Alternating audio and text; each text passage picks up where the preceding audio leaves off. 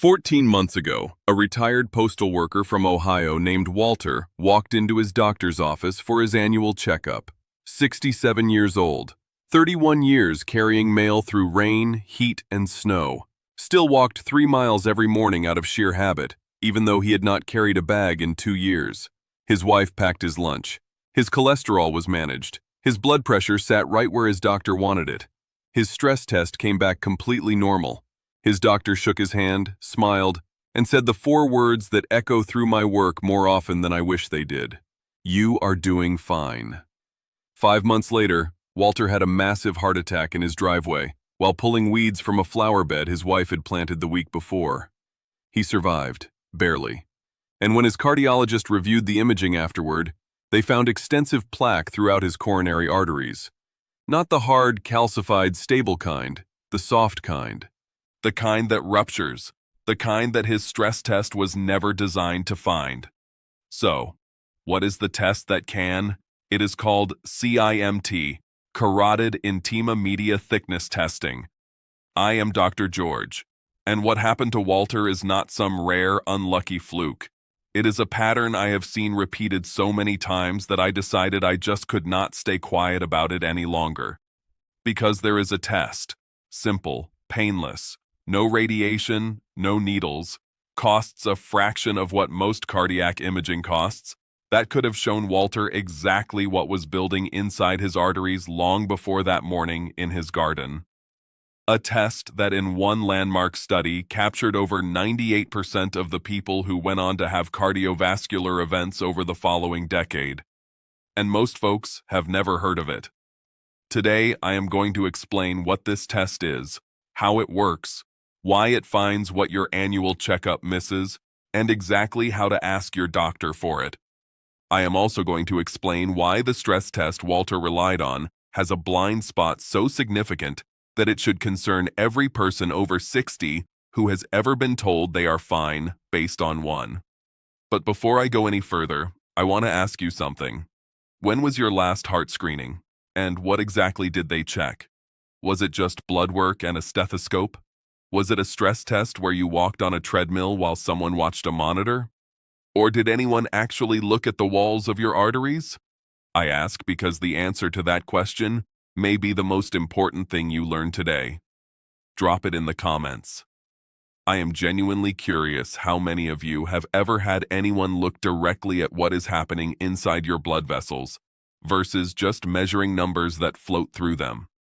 And if you are finding this helpful already, go right ahead and hit that subscribe button down below.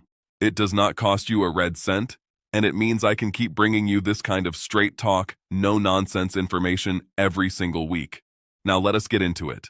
Now, to understand why this test matters, you first need to understand what actually causes a heart attack. Because the picture most of us carry in our heads is wrong. Most folks imagine a heart attack like a clogged pipe. Fat builds up year after year until one day the pipe is so narrow that blood cannot get through. Flow stops. Heart attack. That picture is simple, logical, and dangerously incomplete. Here is what actually happens in the majority of cases. Your artery walls develop plaque, not in the center of the pipe, but inside the wall itself. Think of it like a blister forming beneath the surface of a tire, rather than something piling up on the road. That blister has a thin cap over it, and inside the blister is a soft, inflammatory, biologically active material full of lipids and immune cells. As long as that cap holds, blood flows normally right past it. Your stress test sees nothing wrong. Your cholesterol panel says you are fine. The blister is not blocking flow. It is just sitting there, quietly beneath the surface. Then, one morning, the cap ruptures. It does not need to be a large plaque. It does not need to be blocking 50% of the artery. It can be small. It can be in a spot that no standard test was even looking at.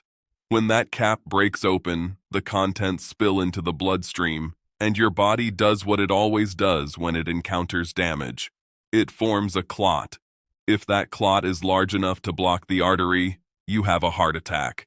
If it breaks loose and travels to the brain, you have a stroke. A landmark study published in the Journal of the American College of Cardiology found that the majority of heart attacks originated from plaques that previously caused less than 50% blockage. The artery looked almost normal on prior imaging. The plaque was there, but it was not obstructing flow. It was hiding right beneath the surface, waiting. This is why the stress test failed Walter. Not because the test was broken, because the test was designed to answer the wrong question. A stress test measures flow. It detects obstruction. You walk on a treadmill, your heart works harder, and the monitor watches for signs that blood is not getting through fast enough. If nothing shows up, you get a handshake and a clean bill of health. But obstruction is late disease. By the time a plaque is blocking enough flow to show up on a stress test, you are already in serious trouble. The dangerous stage, the stage where most heart attacks actually come from, is earlier, when the plaque is present but not yet large enough to restrict flow, when the blister is forming but has not yet narrowed the pipe. A meta-analysis published in Circulation found that standard exercise ECG testing has a sensitivity of only about 58% for detecting obstructive coronary artery disease. That means roughly 4 out of every 10 people with significant disease can walk right off that treadmill with a normal result. And that is for obstructive disease. For the early, non-obstructive soft plaque that causes most heart attacks, the stress test's sensitivity is essentially 0. It was not built to see it. So, what is the test that can? It is called CIMT, Carotid Intima Media Thickness Testing. It is an ultrasound of the carotid arteries in your neck. No radiation, no IV contrast, no dye injected into your bloodstream. You lie down, a technician places a probe against your neck, and within minutes they can see 2 critical things: the thickness of your arterial walls, and most importantly, whether plaque is present and what kind of plaque it is. Hard, calcified, stable plaque that has been sitting there for years and is unlikely to rupture, or soft, non-calcified, biologically active plaque. That is the exact material heart attacks are made from. The Café's Cave study, published in the journal Atherosclerosis, followed over 13,000 low-risk adults for 10 years. Every single participant was screened with carotid and femoral ultrasound at the start and classified by what was found in their artery walls. Over the following decade, 98.6% of all cardiovascular events and deaths occurred among the roughly 20% of people whose ultrasound had shown abnormal wall findings at baseline. The other 80%, those with clean, normal walls, had almost no events at all. Now just chew on that for a moment. A single ultrasound, taken once, sorted 13,000 people into 2 groups. And over the next 10 years, nearly every cardiovascular catastrophe happened in the group the ultrasound had already flagged. Walter never had this test. He had stress tests, he had cholesterol panels, he had blood pressure checks. Every one of them came back reassuring. Not one of them looked at the actual walls of his arteries. Not one of them asked whether soft plaque was already forming beneath the surface. Has anyone ever looked at your artery walls directly? Not measured something flowing through them, but actually examined the walls themselves? If your answer is no, you are in the majority. And that is exactly the problem. If this is the kind of information you wish your doctor would sit down and walk you through, I want you to subscribe to this channel right now. Every week I come back with honest, research-backed information just like this. No fluff, nothing to sell you, just the straight truth. Hit that subscribe button and you will not miss a single one. Now let us keep going, because we are just getting to the good part. Now, I need to be straight with you about something, because that is what I promised every time you tune in here. CIMT is not perfect. No test is.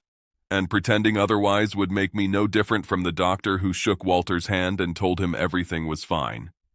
CIMT is operator dependent. The quality of what you see depends heavily on the person holding the probe. A rushed exam or a slightly wrong angle can throw off the thickness reading or miss plaque entirely. The Mannheim Consensus, an international agreement on how CIMT should be performed, exists specifically because researchers recognized early on that without a standardized technique, results vary too much to be reliable.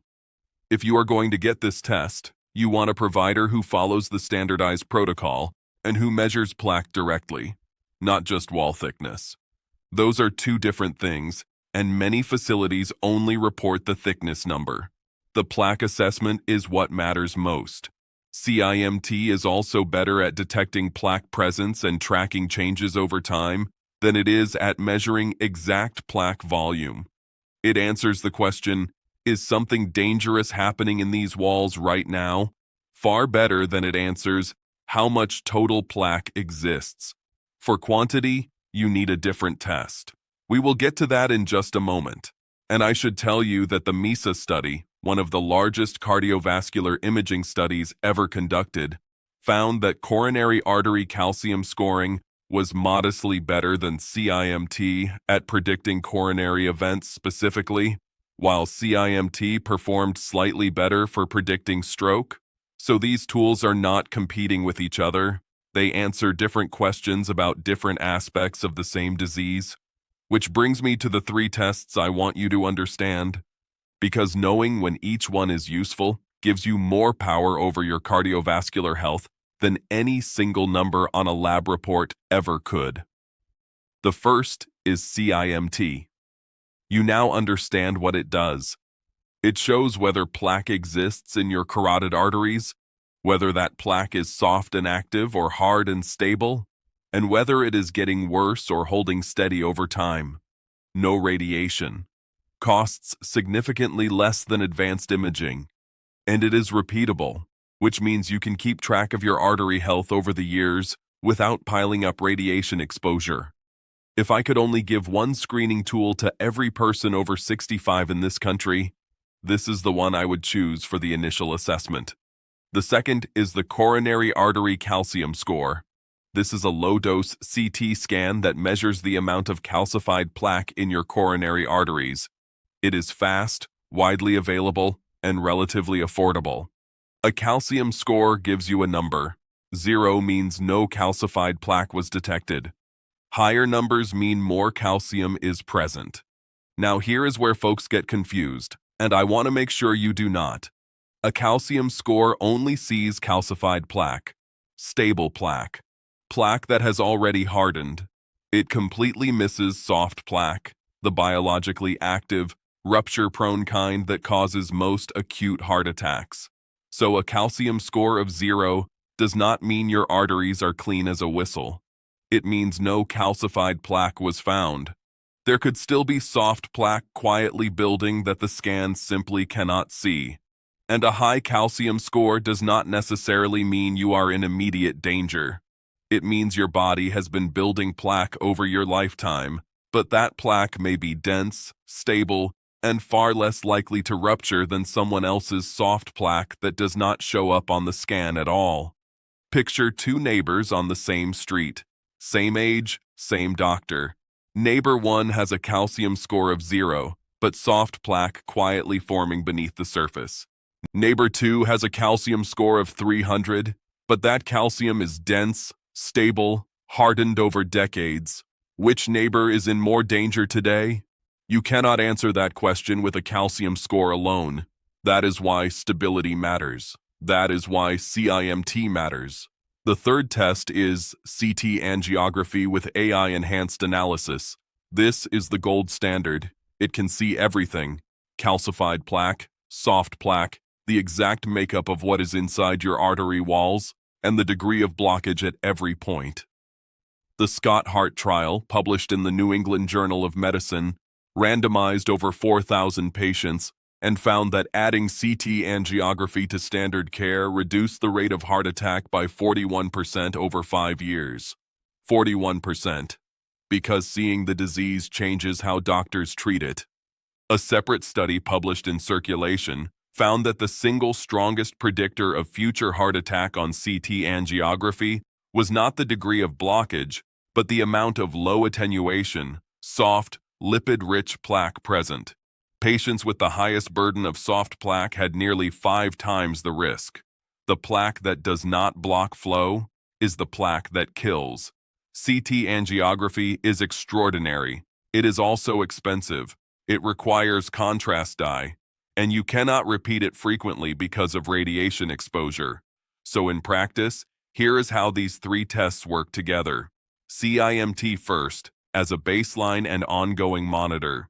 If CIMT shows soft plaque or concerning changes, you escalate to a CT angiography for the complete picture. Calcium score fills a middle role, useful as a general check when CIMT is not available, but limited by its blindness to soft plaque. Walter got his CIMT 8 months after his heart attack, during rehabilitation. The ultrasound showed significant soft plaque in both carotid arteries. Active disease. Unstable.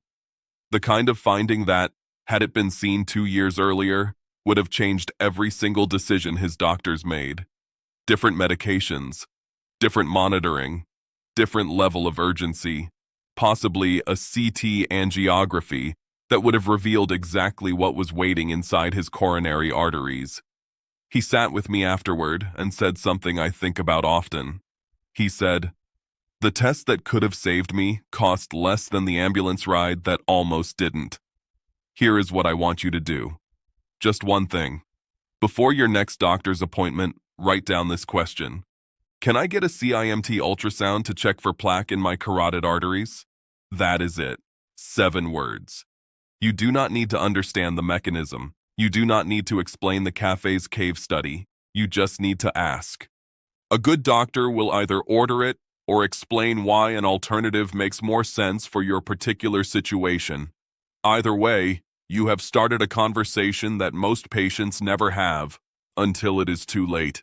If your doctor is not familiar with CIMT, ask about a coronary artery calcium score as a starting point. It is more widely available and many insurance plans cover it. It will not show you the soft plaque, but a score above 0 tells you that plaque formation has been happening in your body.